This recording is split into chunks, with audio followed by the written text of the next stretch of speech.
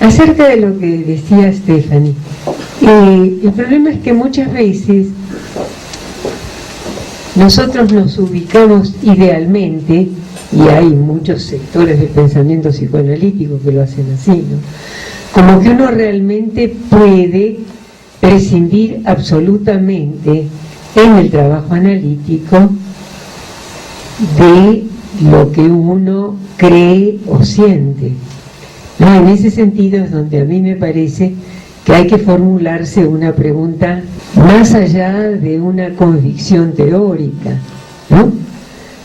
Yo puedo querer hacerme el muerto, pero me podré hacer, o qué me quita de la comunicación, del entender, del pensar con esa persona que está ahí, hacerme el muerto. Digamos, ¿cuánto no me puedo empobrecer yo si trato de ser neutral para tratar de comprometer lo menos posible mi propio pensamiento, pero al mismo tiempo eso de qué me saca, de qué me empobrece, ¿no? Es toda una postura acerca de qué es lo que uno puede anular adentro de sí sin perder más de lo que le conviene, ¿no? Por eso me parece que en último término conviene más reconocer que uno sí está con todo lo que tiene. En todo caso, lo que puede favorecerlo es tenerlo consciente, ¿no? Ya que no lo puede eliminar, o que tampoco le conviene eliminarlo, saber que acerca de tal cosa tiene una postura que no coincide con la del psicoanalizante, y que seguramente de no cuidarlo o de cuidarlo igual, algo va a influir acerca de el modo como le conteste y el modo como piense acerca de él, ¿no? Este es un cuestionamiento acerca de la neutralidad analítica, digamos, hasta dónde puede ir realmente, más allá de lo ideal, ¿no? Ahora, con respecto a lo que decía el doctor Remus, que me gusta mucho que haya alguien con ese apellido en este recinto, aparte de Estelita, por supuesto. Yo me pregunto si ese miedo al extraño de los 8 meses, en vez de tomarlo como determinante del miedo que viene después, no tendríamos que pensarlo como algo que ya le pasa al chico a los 8 meses, ¿no? Tal vez la posibilidad de conocer más, de calibrar más quién es el mismo y quién es el otro, lo coloca en una temprana situación de pánico y de miedo a la diferencia, que probablemente se continúe toda la vida, ¿no? Porque si no, tampoco damos razón de este pánico a los 8 meses. A mí me parece que debe corresponder con ciertas posibilidades cognitivas del chico a esa altura, que seguramente ya le dice, este no es como tú, o a este no lo conoces, o este es diferente, ¿no? Y ahí entra el pánico, que habrá que ver qué sucede con él a lo largo de la vida. Ya dependerá de las experiencias que tenga y los intercambios que tenga desde ese momento hasta adelante, ¿no? Bien, les agradezco las reflexiones compartidas. Empiezo por disculparme porque no puedo quedarme el resto del día. Y lo digo relacionado con lo de paternidad. Mis hijos construyeron una noción de ciudadanía con su padre, de que los sábados son de ellos. Entonces, cuando hoy uno de mis hijos me dice, oye, vamos a vernos para estudiar matemáticas, yo soy matemático, me dice, no, tengo que ir con los psicoanalistas. Me dice, no, hoy es día, o sea, diles que ellos, a mí me toca los sábados, no a los psicoanalistas. Entonces yo ahorita voy corriendo para practicar la geometría analítica con uno de mis hijos. Los hubieras traído. Miren, me da mucho gusto lo que les guste la canción de Serrat. Se las recomiendo amplísimamente. Serrat viene dentro de 15 días al auditorio para que haya más gente gritando el que cante la de te guste o no, ¿no? Pero lo que me parece central es lo que preguntaba la doctora Lea sobre la definición de ética. La ética, como parte de la filosofía, estudia las morales, en plural, Morales. No son las muchachas que se pedían Morales, sino las Morales. Es muy curioso para la ética oír que la gente dice fulanito es poco ético. Es como si yo fuera con el pediatra de mis hijos y el pediatra me dijera su caso es poco pediátrico. Eso, o sea, eso suena. Decir poco ético es como decir no es objeto de la ética. Pero la moral define en diferentes contextos qué es lo aceptable y qué es lo no aceptable, qué es lo bueno y qué es lo malo. La reflexión ética no dice cuál moral es la correcta.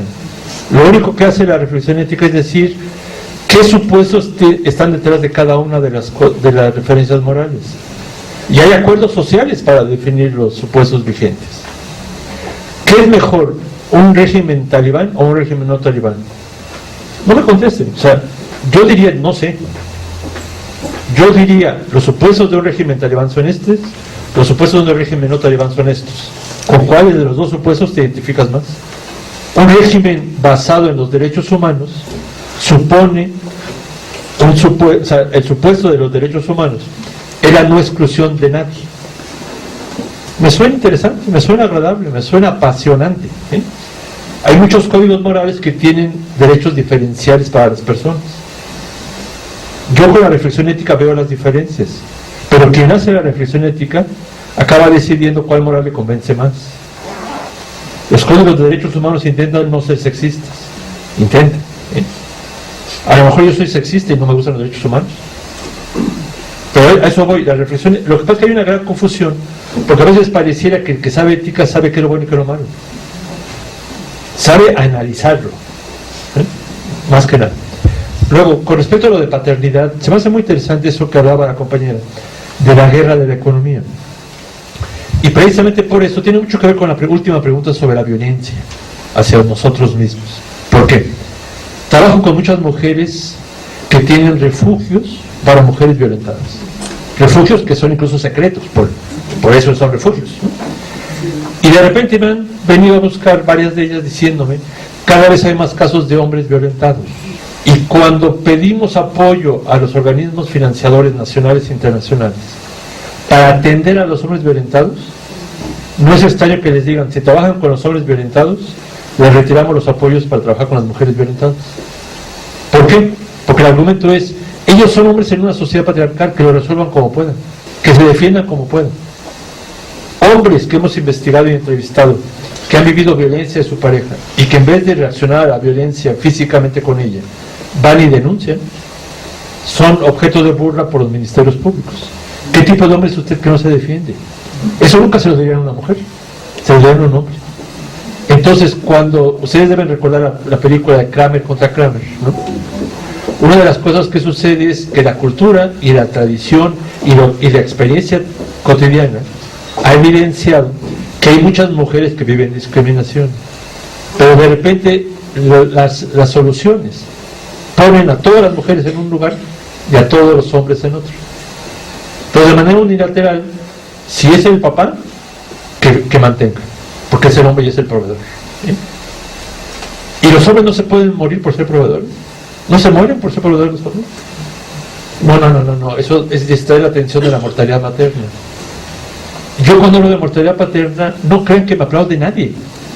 La mayor parte de las veces es decir, eres un cínico. ¿Cómo se te ocurre decir algo solo para distraer la atención de la causa de las mujeres? Entonces, no se trata tampoco de competir y a ver quién es más víctima de los hombres y de las mujeres.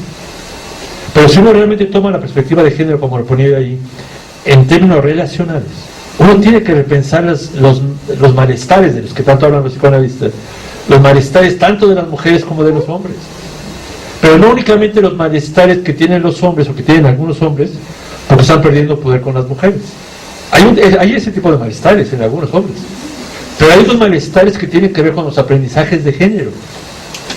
Amparo Ochoa, una querida cantante ya muerta, tenía una canción que decía, eso de jugar a la vida es algo que a veces duele. En un congreso de psicoanalistas que me hicieron favor de invitarme, yo presenté una cosa que se llamaba, eso de jugar a ser hombre es algo que a veces duele. Porque yo creo que los aprendizajes de género son juegos a veces muy perversos, ¿eh? Y los aprendizajes de género para los hombres duelen y le provocan mucho dolor a los hombres. El gran problema es que al mismo tiempo aprendimos que si uno decía que algo le dolía, dejaba de ser hombre. Entonces pues puede que me esté llevando a la fregada y me preguntan ¿cómo estás? Todo bajo control. Entonces, yo creo que a lo que aludo es que hay que discutir en ambos sentidos, pero en términos relacionales, porque si no se empobrece mucho la reflexión. Y un último comentario. Cuando habló el compañero sobre ese diálogo que le pareció muy interesante, precisamente para cuestionar los prejuicios, hace poco un querido colega psicoanalista, creo que es mexicano incluso, escribió un artículo donde habla de la categoría del yotro.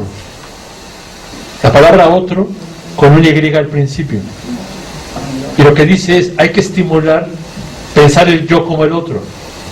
Por eso cuando yo le digo a mis estudiantes que se cuestionen, es que se vean a sí mismos, ¿sí?, como el otro. Y la última respuesta, a la compañera que decía que si la violencia contra sí mismos no puede ser otro nivel de violencia, claro, es otro nivel, pero es violencia. El gran problema es que no se nombra, insisto. La mayor parte de los adolescentes y jóvenes a nivel mundial se están muriendo por causas asociadas a conductas autodestructivas contra sí mismos.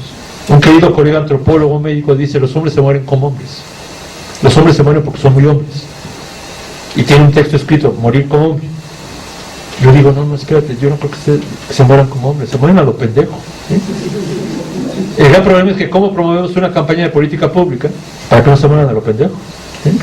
Buscar el riesgo como criterio de legitimarme para ser hombre y que después de muerto yo me muera con la tranquilidad de decir lástima que se murió tan hombrecito que era, suena medio fuera de contexto, o sea, como medio absurdo, o sea, pero hay muchos hombres. Hay un querido colega norteamericano que me mandó un libro que publicó en inglés, se llama Dying to be Men, y me lo mandó para que se lo comentara y para ver si podía traducirse al español. ¿Cómo traducirían Dying to be Men? Morir para ser hombre, por ejemplo. Yo dije, mira, no, yo no lo traduciría así, yo le propuse que lo tradujera muy mexicanamente. Me muero por ser hombre. Yo soy cafetero, me muero por un cafecito. Quiere decir, tengo ganas de... El gran problema es que en el proceso de querer serlo me muero. En el Colegio de México publicamos un libro que se llama Sucede que me canso de ser hombre, que era parte final de un poema de Pablo Neruda. Y cuando invité a una amiga para que fuera a la presentación, ella no trabaja cosas de género ni nada cercano, vio el título del libro y dice, sucede que me canso de ser hombre. Me dice, pero no se cansen, échenle ganas. Yo creo que más que echarle ganas hay que inventar otra forma de ser hombre, ¿no? Gracias.